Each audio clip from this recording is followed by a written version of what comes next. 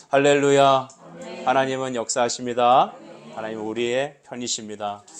여러분, 신앙생활 속에서 타협하는 여지들이 참 많죠. 명절 보내시면서 우리 믿지 않는 가족들과 모이시는 분들도 혹시 있으셨을 것입니다. 때로는 어렸을 때는 우리와 같이 신앙생활 하다가 그들이 장성하여 커서는 교회를 다니지 않는 그런 가족들도 심심치 않게 봅니다. 사람이 성장하고 난 다음에 그들에게 억지로 신앙을 강요할 수가 없습니다. 믿음은 하나님의 선물이기 때문에 그렇습니다. 그러면 우리 성도들이 해야 될 것은 단 하나밖에 없습니다. 믿음이 하나님의 선물이라면 믿음과 신앙을 주시는 이는 여호와이시기 때문에 우리는 그분에게 기도할 수밖에 없습니다. 여러분, 기도가 이깁니다. 아멘이십니까? 여러분, 우리 안에 가족들, 자녀들 우리 마음대로 할 수 없어요. 우리의 어떤 논리적인 설득으로 절대 그들의 마음이 바뀌지 않아요. 그러나 하나님은 그의 성령으로 찾아가셔서 역사하십니다. 그래서 기도가 이긴다는 것은 하나님께 간구하여 믿음으로 끊임없는 간구와 기도를 드리면 주께서는 우리의 기도를 받으시고 그들의 마음에 침투하시는 것입니다. 이 영적인 은혜가 여러분의 가족들에게 적용되시길 저는 기대합니다. 여러분, 오늘 출애굽기 8장 20절로부터 28절까지 말씀, 비슷하지만 다른 것, 이런 제목과 함께 우리가 말씀을 나눕니다. 여러분, 신앙생활 속에서 우리는 타협해야 될 여지들이 참 많은 것 같아요. 머리로는 알고 끝까지 밀어붙여야 되는 것도 알지만 상황이 그렇지 않아서 또 내 처지를 알아서 우리는 적당히 타협해야 될 타협 지점이 분명히 있는 것 같습니다. 제사가 그런 것 같아요. 믿지 않는 가정에 시집간 우리 며느리들이 있다면 그 시대 가문에 따라서 어쩔 수 없이 제사를 준비해야 될 그런 며느리들이 있을 수 있습니다. 예배가 그런 것입니다. 여러분, 우리는 예배가 익숙하고 당연히 예배해야 된다고 믿습니다. 근데 예배가 믿지 않는 가족들에게는 낯선 풍경입니다. 전도가 또 그렇지 않습니까? 여러분, 우리는 예수님을 고백하는 게 당연하지만 믿지 않는 그들에게 예수 믿으세요라는 그 말이 마음에 부담스럽습니다. 더 중요한 것은 이 세상을 살아가면서 여러분들의 학교, 가정, 직장, 우리가 살아가는 삶의 바운더리에서 믿지 않는 세상과 같이 어우러져 살아가면서 선택해야 될 부분들이 분명히 있습니다. 여러분, 어떻습니까? 여러분은 어떤 선택을 합니까? 내가 분명히 믿음대로 하면 이 부분에서는 내가 실패를 보고 내가 불이익을 당할 것들이 분명히 있습니다. 하지만 믿음으로 불이익을 각오하고 선택해야 되는 일들, 그런 것들이 참 많이 있습니다. 근데 그때마다 우리 안에 어떠한 브레이크가 걸리냐면 자기 합리화라는 브레이크가 걸립니다. 야, 세상에다 그런 거 아닌가? 주님도 이해하시겠지. 하지만 우리는 하나님 말씀 앞에 어쩌면 자기 합리화라는 걸 통해서 자기 자신을 속이면서 살아가지 않나 생각을 합니다. 그런데 그러면서도 주님 앞에 서게 되면 참 우리 마음은 죄송해요. 우리는 자꾸 낮아져요. 그러다 보니까 영적 담대함이 사라지는 것 같아요. 여러분, 한 번 말씀대로 그냥 눅땅 감고 질르십시오. 말씀을 붙잡고 예수의 이름으로 주여 함께 주옵소서 라고 하며 그 문제 앞에 정면 도전하십시오. 브레이크트루, 뚫고 지나가는 역사. 여러분, 그것이 우리 성도들의, 우리 교회의 정체성이길 축복합니다. 여러분, 홍해는 어떻게 갈라졌습니까? 믿음으로 선포할 때 갈라졌습니다. 여러분, 여리고성은 어떻게 무너졌나요? 제발 여리고성아 문 좀 열어줄래? 라고 해서 절대 안 열립니다. 예수의 이름으로 말씀대로 하나님이 명령하신 대로 그 성을 돌고 선포하고 소리 지를 때 그 말씀대로 순종한 겁니다. 하나님의 이름으로 선포, 기도하고 소리 지를 때 그 성은 팍 무너져 버렸습니다. 여러분의 인생에 홍해가 갈라지고 여리고가 무너지며 여러분에게 허락하신 영적 가나안들이 정복되어지는 인생을 날마다 경험하십시오. 하나님 여러분과 함께 하십니다. 자, 오늘은 비슷하지만 다른 것, 우리가 이 말씀 속에서 우리가 어떠한 신앙을 가져야 될지에 대해서 성경은 말하고 있습니다. 자, 여러분, 모세는 계속해서 바로와 영적인 전쟁을 합니다. 바로 앞에 서서, 그 이집트의 바로 앞에 서갖고 내 백성을 보내십시오. 우리가 광야에 나가서 하나님께 예배할 것입니다. 그것은 모세 말이지 바로 입장 앞에서는 이해할 수 없는 것입니다. 바로 입장 앞에서는 이스라엘 백성들을 노예로 쓰고 있지 않습니까? 무려 430년 동안입니다. 많은 건축물을 쓸 때 이집트는 매우 좋은 패를 잡고 있습니다. 이스라엘 백성들을, 히브리인들을 노예로 삼아버린 겁니다. 그러니까 강한 채찍과 그 권력으로 그들을 짓눌러서 공사를 하게 한 겁니다. 이것보다 더 좋은 것이 어디 있겠습니까? 근데 그 히브리 백성의 리더라고 하는 모세가 와서 우리 백성이 하나님께 예배하러, 여호와께 예배하러 갈 거니까 우리를 내보내 주십시오.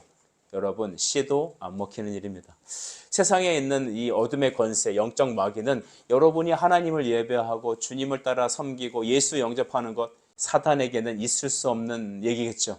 이 세상의 법칙으로는 절대로 있을 수 없는 얘기일 겁니다. 그런데 하나님은 하십니다. 하나님의 우리를 만드신 것은 우리를 예배하는 백성으로 만드시기 위한 것입니다. 그래서 우리 20절을 한번 주목해서 보시죠. 8장 20절을 보면 이렇게 써 있죠. 여호와께서 모세에게 말씀하셨습니다. 아침 일찍 일어나서 바로 앞에 거라. 그가 물 있는 곳으로 나아오리니 그에게 이르기를 여호와께서 이렇게 말씀하시기를 내 백성을 보너라. 그리하면 그가 나를 섬길 것이다. 이렇게 말했습니다. 역시 바로는 섬기라고 내보내주지 않을 것입니다. 하나님은 항상 이렇게 모든 일 앞에 말씀으로 선포하십니다. 따라서 할까요? 말씀으로 선포하십니다. 시작. 말씀으로 선포하십니다. 여러분, 우리 삶 속에 하나님의 일이 일어나길 기대하십니까? 정말 기대하십니까? 그럼 여러분에게 팁을 하나 알려드립니다. 여러분의 매일 첫 시간을 하나님의 말씀으로 시작하십시오. 여러분, 우리가 자연적으로 이렇게 있어서는 신앙이 연결되지 않습니다. 어제 받은 은혜로 오늘을 살 수 있나요? 그렇지 않습니다. 혹시 여러분 5년 전에 먹은 그 한우 2플러스가 지금도 여러분에게 역사하고 있습니까? 왕년에 내가 돈 좀 벌었어. 내가 왕년에 뭐 했어. 여러분 여전히 그 왕년에 여러분의 경력이 지금도 미치고 있습니까? 아니죠. 어제 일은 어제로 끝난 겁니다. 그 얘기는 오늘의 말씀은 오늘 우리에게 선포되어진다는 것입니다. 여러분이 성령의 인도를 받길 원하시나요? 여러분, 마귀가 여러분의 가정에서 임하지 못하고 하나님의 성령의 역사가 여러분의 역사하게 기대하십니까?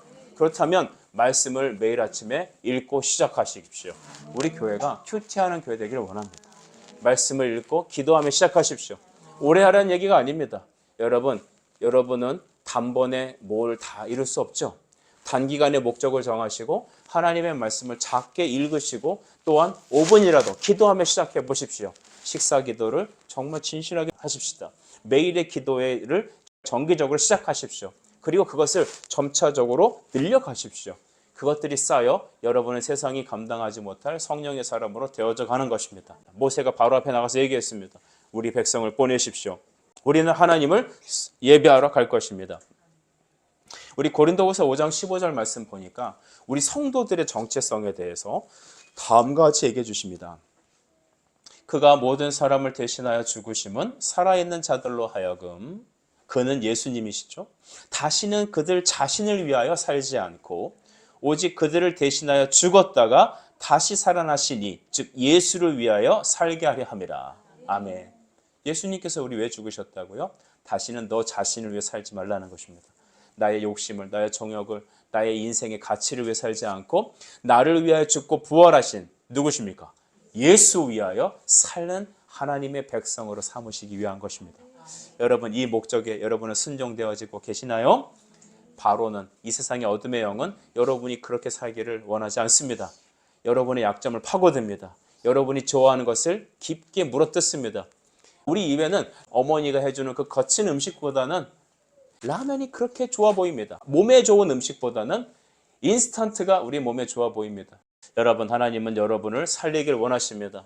여러분, 우리는 하나님께서 창조하셨습니다. 이 백성은 나를 위해 지었나니. 아멘. 나를 찬송하게 하려 함이라. 우리는 하나님께 예배하고 주님을 경외하고 주님을 섬기고 주님의 나라를 세우기 위하여 부름받은 하나님의 친 백성들입니다. 그것대로 살아갈 때 우리는 행복하고 기쁘고 하나님의 계획이 이루어지는 것이죠. 반대로 사탄은 그거를 못하게 하는 겁니다. 예배를 못 드리게 하는 것입니다. 하나님의 말씀이 아닌 네가 원하는 대로 세상의 풍조대로 살아가기를 원하는 것이죠. 우리는 이것을 절대적으로 배격합니다. 하나님은 이렇게 세 번째 그 이가 드글드글 거리는 그 심판에까지 내렸는데도 바로의 마음은 여전히 강팍합니다. 여러분, 마귀는 여러분에서 단시일 내에 떠나가지 않습니다. 어쩌면 우리가 인생을 살아가는 그 마지막 순간까지 지리하게 우리를 괴롭히는 존재들이죠. 유다서에 보게 되면 그 모세가 죽었습니다. 모세가 죽었는데 그 죽은 시체를 놓고 사탄들이 경합을 한다 했습니다. 여러분, 우리의 시신, 우리가 영혼이 떠나가는 그 마지막 순간까지 사탄이 여러분의 영혼을, 여러분의 육신을 갖고 계속해서 뺏어가려고 한다는 사실을 여러분은 기억해 주길 부탁드립니다. 목숨 끊어지는, 숨이 끊어지는 그 마지막까지 사탄은 집요하게 우리가 하나님 앞에 가는 친백성 되기를 정말 싫어합니다. 그래서 우리는 그 마지막 순간까지 우리가 기도하며 하나님의 성령에 붙들려야겠습니다. 여러분, 이제는 네 번째 심판, 드디어 파리 재앙이 이 애굽에 내리게 생겼습니다. 여러분, 불순종의 대가는 무엇입니까? 심판입니다. 죄는 불순종으로 이어지는 것이거든요. 그래서 하나님은 애굽의 이 파리 재앙으로 그들을 심판하려고 하십니다. 여러분, 이 파리 재앙은 어떤 것이었을까요? 그러니까 우리 눈앞에 보이지 않을 정도로 모든 곳에 파리가 다 임하는 겁니다. 여름철에 그 파리 있으면 여러분 행복하십니까? 근데 그게 한두 마리가 아니라 눈을 뜰 수 없고 숨을 쉴 수 없고 숨 쉬면 콧구멍으로 파리가 들어간다 생각해 보세요. 근데 제가 한번 찾아봤는데요. 파리가 암컷이 자궁이 3개래요. 평생 한 900개까지 알을 낳을 수 있답니다. 날씨가 따뜻하면은 심지어는 8시에서 20시간 만에 그 알에서 구더기가 부활한답니다. 온 세상에 파리 천지인데 그 한 마리가 평생에 900개씩 알을 내는데 거기서 8시간에서 20시간 안에 알들이 다 구더기를 변해요. 구더기가 온 세상에 깔린 거예요. 코로나 이후에 여러분, 코로나가 길지 않았죠? 2년 정도 됐나요? 횟수로는.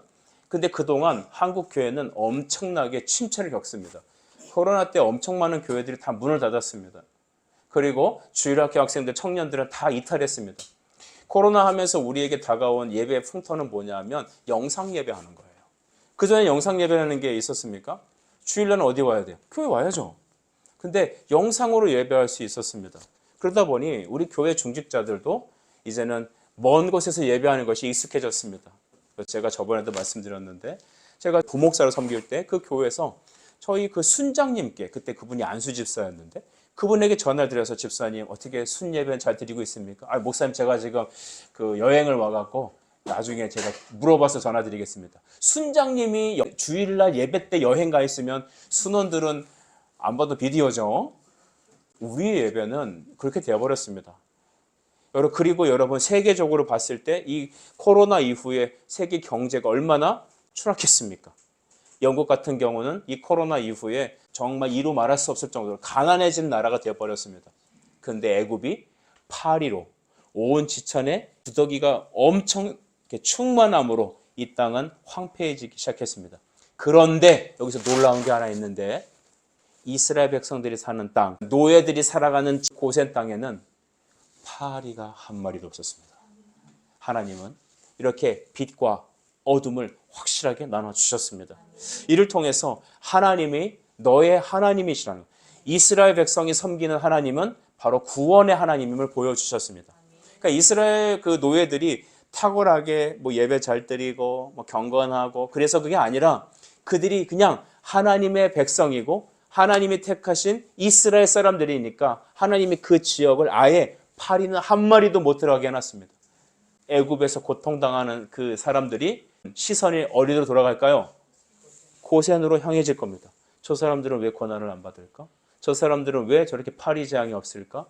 여러분, 여기서 우리는 구원이 무엇인지에 대해서 알게 됩니다. 구원은 구별입니다. 여러분, 우리가 착해서 예수 믿고 천국 갑니까? 여러분 한 분 한 분을 보십시오. 내가 예수 믿을 만한 그런 어떤 성품과 능력과 노력에 대해서 마치 우리 그 골품제도 있죠. 신라에 성골 진골 돼야 예수 믿습니까? 이거 인도의 카스트 제도 보십시오. 나이가 많아도 그 위에 카스트 제도가 높으신 분한테는 깍듯이 대하는 거예요. 여러분, 예수 믿는 사람들이 이렇게 진골 성골 되어야, 브라만 크샤트리아 정도 되어야 여러분 천국 가겠습니까? 아닙니다.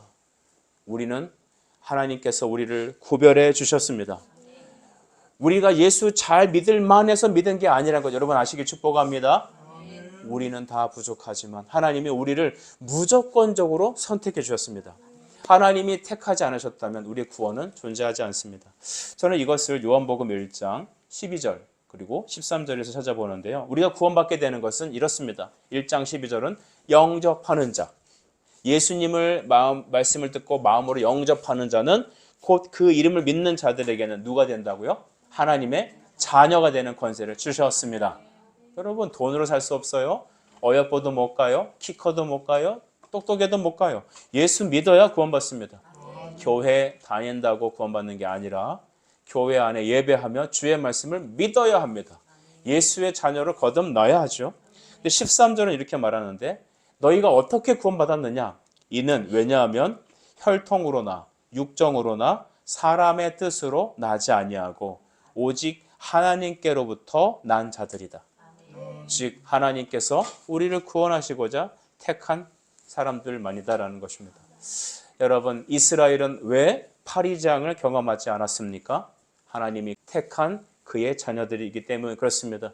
여러분, 우리는 예수 그리스도로 인하여 천국에 가는 사람들입니다. 오늘 하루, 내일 하루 살면서 우리 모든 삶을 주님이 우리를 지켜주십니다. 시편 126편 6절처럼 낮의 해와 밤의 달이 너를 해치 못하리니 낮과 밤의 모든 순간순간 하나님이 우리를 지키시고 천군 천사로 보호하시고 영원한 천국까지 인도하시는 이유는 우리가 하나님이 택하신 영적 이스라엘이기 때문에 그렇습니다. 여러분, 우리의 자랑과 기쁨은 무엇입니까? 나는 예수님의 자녀라는 것입니다. 여러분의 감사가 거기서부터 생기길 바랍니다. 다른 사람과 비교해 봤을 때 내가 탁월하지 못할 수도 있고 경제적으로 돈 잘 못 벌 수도 있고 또 가정이 남들보다 그렇게 탁월하게 좋으시지 못할 수도 있을지 모르겠습니다. 그러나 우리의 감사의 근원은 무엇인가를 많이 주어서 감사가 아니라 우리가 하나님의 아들과 딸 되었기 때문입니다. 여러분은 하나님이 인도하시는 예수님의 사람들입니다. 여러분을 구별하셨습니다. 애굽과 여러분은 다른 존재들입니다. 그래서 이 구원은 다음과 두 가지적인 특징이 있습니다. 여러분, 우리의 구원은 제한적입니다. 제한적인 구원입니다. 따라할까요? 제한적인 구원입니다. 디모데전서 2장 4절을 보니까 여러분 이런 말씀 들어본 적이 있으실 겁니다. 하나님은 모든 사람이 구원을 받으며 진리를 아는 데 이르기를 원하시느니라. 여러분 들어보셨습니까? 하나님은 모든 사람이 진리를 알고 즉 예수를 믿고 구원받기를 원하신답니다. 그런데 어떤 분들은 이것을 이렇게 생각하죠. 예수님께서 이 땅에 있는 모든 사람들, 그러니까 모든 사람이라는 것은 지구에 있는 토탈 모든 사람들을 위해서 십자가로 딱 구원하셨습니다. 그런데 그 중에 어떤 사람이 그것을 취사의 선택자에서 받아들인 사람만 천국에 갑니다. 여러분 혹시 이렇게 알고 계시는 분 계시나요? 그런 분은 좀 성경을 잘못 이해하신 것입니다.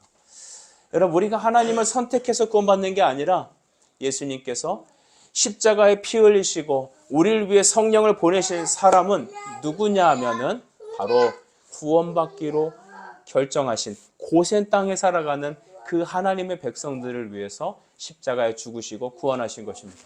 여기서 말하는 모든 사람들이라는 것은 무엇일까요? 바로 구원하기로 작정한 바로 나를 말하는 것입니다. 우리 이 부분에 대해서 우리는 이렇게 생각할 수 있습니다. 하나님 사랑의 하나님이라면서 어떻게 누구는 구원하고 누구는 내버려 두시나요? 주님 불의하시지 않습니까? 우리 그렇게 얘기할 수도 있지 않겠습니까? 근데 구원은 철저히 선물입니다. 여러분 다시 한번 기억하십시오. 구원은 뭐라고요? 선물입니다. 선물은 주는 사람 마음 아니겠어요? 그렇죠? 선물이라는 것은 마음으로 드리고자 하는 사람에게 주는 것이고 받은 사람만이 받을 수 있는 겁니다. 이해하시죠? 선물은 내가 돈을 지불해서 받는 게 아니라 그 사랑으로 받는 것입니다. 이게 선물이에요. 주고자 하는 사람의 마음이 필요한 겁니다. 하나님이 우리같이 죄인을, 나같이 연약한 자를, 아무 쓸데없는 나 같은 자를 사랑하셨습니다. 여러분을 사랑하셨습니다. 우린 다 지옥으로 떨어져도 마땅한 사람들입니다. 그런데 우리를 사랑하셔서, 우리를 특별히 사랑하셔서 우리에게 예수 그리스도를 알게 하시고 교회로 초청하시고 주를 믿게 하셨습니다. 신명기 7장 7절과 8절은 이렇게 말했죠. 여호와께서 너희를 기뻐하시고 너희를 택하심은 너희가 다른 민족보다 수요가 많기 때문이 아니다. 그러니까 이스라엘 백성들, 이 고센 땅에 있는 너희 노예들을 택하신 하나님의 이유는 무엇이라고요? 너희가 숫자가 많거나 이 수가 많다라는 것은 다른 말로 너희가 돈이 많아서가 아니란다. 너희가 머리가 똑똑한 민족이라서 아니란다. 너희가 내가 예수를 믿게 하면 너희들이 나를 잘 따를 것 같아서 너희를 선택한 게 아니야 라고 하는 겁니다. 너희를 그냥 사랑하셔서 선택하셨다는 것입니다. 오히려 너희는 세상에 있는 백성들 중에서 제일 낮아. 다른 말로 말하면 공부 제일 못해. 돈도 제일 못 벌어. 너희들은 건강하지도 않아. 너희들은 내가 구원을 줘도 잘 믿지고 따라하지도 못할 만큼 좀 머리가 인지적으로 좀 부족한 백성들이다. 이스라엘 백성들이 그랬던 겁니다. 여러분, 이스라엘 백성들이 광야에서 40년 동안 그들의 행위를 우리 민수기 통해서 알고 있죠. 딱 한마디로 말하면 불순종이에요. 원망이에요. 그러니까 맨날 입만 벌리면 궁시렁거리는 거예요. 그러니까 이 벌이 그러니까 날개에 달린 이 벌들 있죠. 곤충이 막 날아다닐 때 들리는 소리가 뭐죠? 윙 소리 있죠. 그게 머머링이, 영어로 머머링이라고 하죠. 그러니까 윙 하면서 여러분 듣기 좋아요? 안 좋죠. 엄청 많은 벌레들이 막 여기서 웽 와갈와갈와갈 그러는 거예요. 그러면 여러분 어떠겠습니까? 행복해요? 하나님의 귀에 이스라엘 백성들의 그 원망 소리가 벌레가 날개짓하시 들리는 거예요. 웽 와갈와갈와갈. 밥이 없어, 떡이 없어, 고기가 없어. 왜 이렇게 시끄러? 에어컨이 왜 안 나와? 왜 이렇게 이래? 여러분, 우리 인생에 얼마나 많은 불평과 불만이 가득합니까? 감사하지 못하는 것은 우리의 불신앙 때문입니다. 하나님은 그럼에도 불구하고 그 이스라엘 백성들을 선택하셨습니다. 애굽 사람들은 내버려 두셨습니다. 구원하고자 하는 백성들, 하나님의 포커싱은 예수 믿는 여러분에게 주어집니다. 그래서 그 주님의 은혜를 받은 우리는 다음과 같이 얘기하는 겁니다. 아, 하나님의 은혜로 이 쓸데없는 자, 나를 왜 구속해 줬는지 나는 할 수 없습니다. 주님 감사합니다. 자, 주님 위해 살겠습니다. 주님을 예배하는 자가 되겠습니다. 주님을 전하는 자 되겠습니다. 주님, 저의 영혼을 하나님께 부탁드립니다. 여러분, 이 감사와 은혜가 우리 성도들에게 있는 것이죠.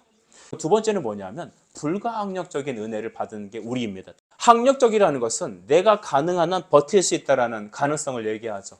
철학 중에 실존주의 철학이라는 거 들어보셨습니까?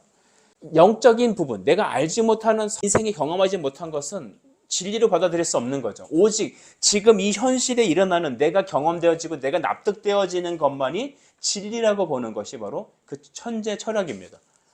그러니 여러분, 하나님이 보입니까?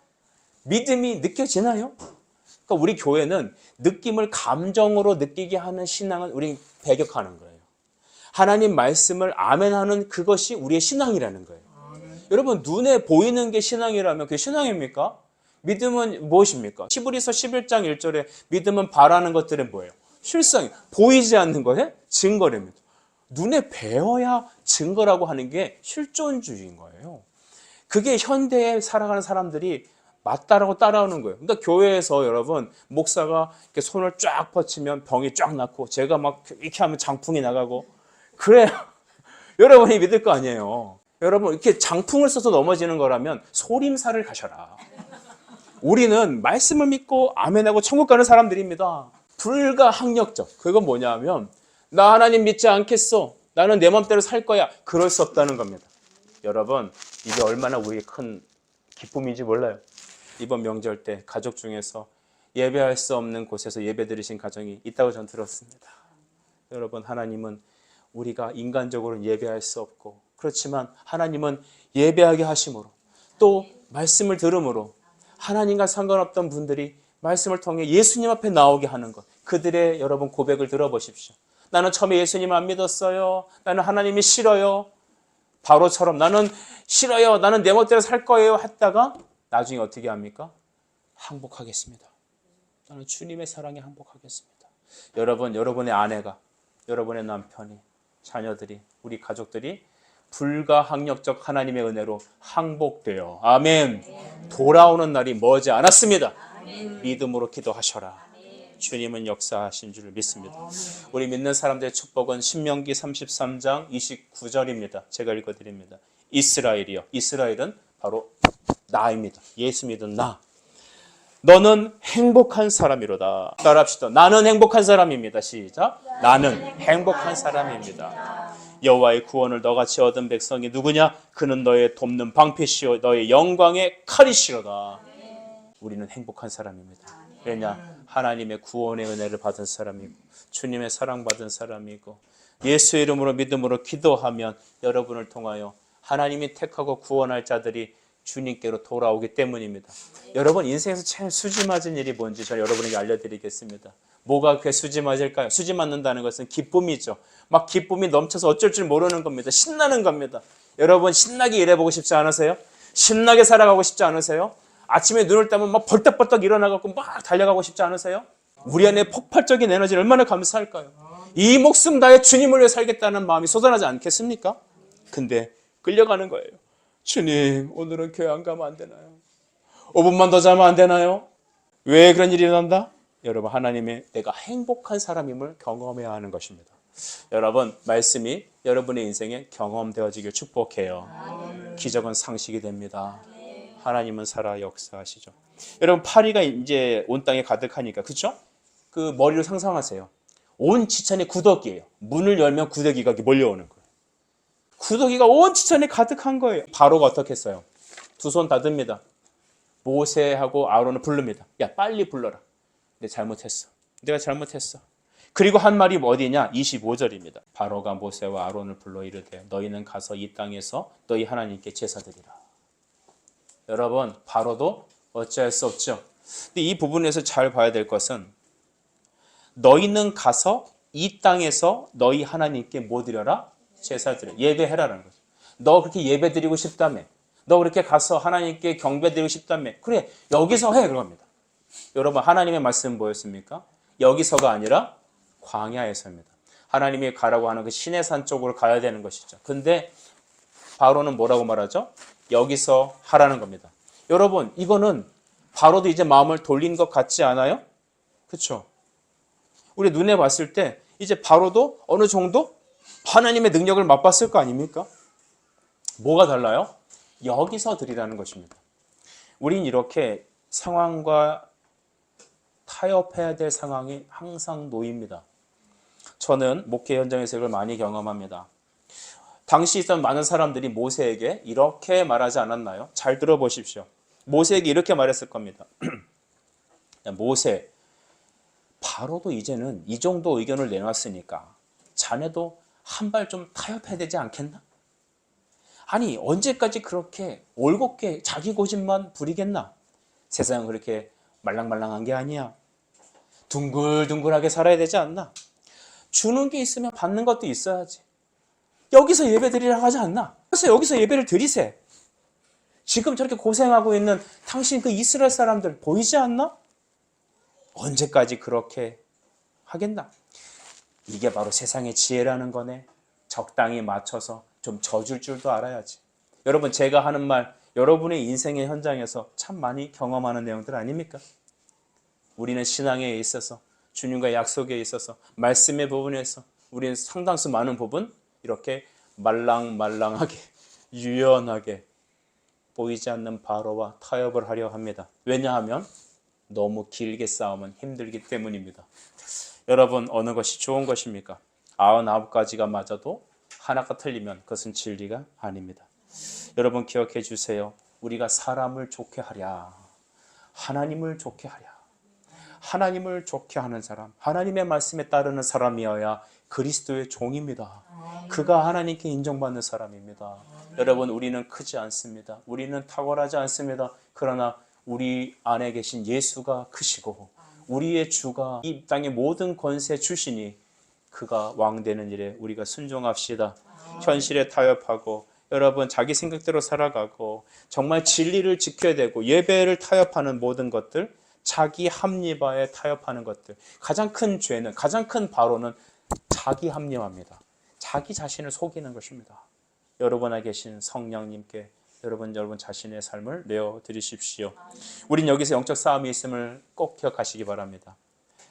이렇게 주님의 말씀에 따라, 하나님의 말씀에 따라 여러분 광야로 나가서 예배드리는 게 맞아요. 그 말씀에 출애굽해야 돼요. 그런데 현실이 너무 버겁잖아요.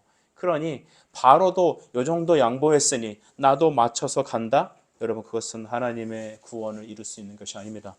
우리 에베소서 6장 12절 말씀에 이런 말이 있어요. 우리의 씨름은 혈과 육을 상대하는 것이 아니라 통치자들과 권세자들과 어둠의 세상 주관자들과 하늘에 있는 악한 영들을 상대함이라. 여러분, 바로는 타협점을 제시했습니다. 그러나 말씀은 맞지 않습니다. 그럴 때는 분별할 수 있는 은혜가 있어야 합니다. 분별은 교회 오래 다니는 권사님, 장로님, 목사님이 해주는 게 아닙니다. 여러분의 어머니, 아버지가 해주는 게 아닙니다. 주신 말씀을 듣고 하나님의 말씀에 순종하는 것입니다. 세상에 있는 바로와 타협하지 마십시오. 여러분이 그리스도의 사람이라면 예수님의 말씀을 따라가야 합니다. 28절 마지막에 보면 이렇게 말합니다. 바로가 말했습니다. 내가 너희를 보낼 것인데 너희가 너희 하나님 여호와께 광야에서 제사를 드릴 것이나 너무 멀리 가지는 말아라. 여러분, 이것도 우리에게 주는 시사점이 있습니다. 가긴 가되 어떻게 하지 마라? 너무 멀리 가지 마라. 이것을 바꿔 얘기할게요. 너무 교회에 깊게 관여하지 말아라. 광신자들처럼 너무 그렇게 신앙에 깊이 빠져들지 말거라. 여러분, 오늘날 교회 다니는 사람들이 이 사고 속에 젖어 계시는 건 여러분 아세요? 그러니까 얇고 쉽게 교회 문턱을 만드는 거예요. 저는 한국 교회가 세상과 문턱을 낮춰야 된다라고 주장하는 목사님들의 그 주장에 저는 반대합니다. 그럼 문턱을 낮추면은 세상 사람들이 교회로 들어오기 편할까요? 들어오면서 우상도 갖고 들어옵니다. 여러분, 문턱이 아니라 우리는 바로 하나님의 진리를 굳건하게 세워야 합니다. 바로가 했던 말이 뭐예요? 가긴 가되 멀리 가지 마라. 그 얘기는 내가 언제든지 너를 붙잡아다가 내 발밑에 꿇어 엎드리게 할 거니까 사단이 우리를 발로 밟아서 언제든지 죄의 길로, 망하는 길로 밟으려고 하니까 너 너무 깊게 믿음에 들어가지 마라. 그 소리입니다. 여러분, 우리가 그 사탄의 말에 귀를 기울여야 될까요? 아닙니다. 나는 얇게 신앙생활 하겠다. 교회에 너무 깊게 관여하지 않겠다. 여러분, 교회에서 봉사하고 섬기면서 상처받는 분들이 참 많으세요. 여러분, 그거 아십니까? 여러분도 신앙생활 하셨다면 교회에 오면서 보지 말아야 될 거, 경험하지 말아야 될 이런 여러 가지들 참 많이 맛보셨지 않았을까 생각을 해요. 근데 교회가 그렇게 부족해요. 지상의 교회가 그렇게 약해요. 하지만 우리가 중요한 건 뭐냐 하면 그럴 때마다 우리 안에 들어오는 말은, 내 안에 들어오는 생각은 너무 멀리 가지 말아야 된다는 생각을 합니다.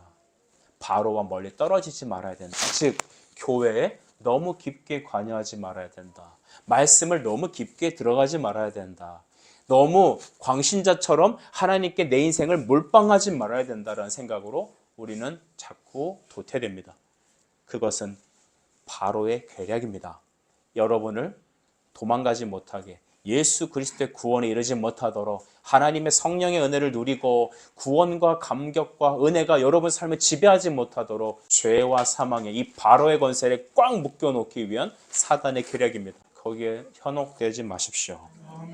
요한계시록 3장 16절 말씀 읽어드리며 말씀 정리합니다. 내가 내게 이같이 미지근하여 뜨겁지도 아니하고 차지도 아니하니 내 입에서 너를 토하여 버리리라. 뜨겁지도 않고 차갑지도 않다면 하나님 우리를 토해내신다고 했습니다. 우리는 예수 그리스도로 뜨거운 성령의 사람들 되기를 축복합니다. 여러분, 말씀을 다시 보면서 애굽을 향한 네 번째 심판 있었습니다. 뭐였죠? 팔이 재앙이었습니다. 여러분 어떻습니까? 우리를 구원하시되 하나님은 고센 땅과 애굽 땅을 구별하셨습니다. 우리를 구원하시되 하나님은 우리의 탁월함과 우리의 순종을 보시는 게 아니라 우리가 하나님의 이스라엘에 속해 있기 때문에 그곳에 파리를 보내지 않으신 것입니다. 우리를 구원하실 때 하나님 우리를 택하셔서 주님의 사람으로 교회에 불러주셨습니다. 이제 여러분, 바로는 우리에게 다음과 같은 것을 제시합니다. 여기서 예배 드려라. 내 안에서, 내 주도권 안에서 있어라.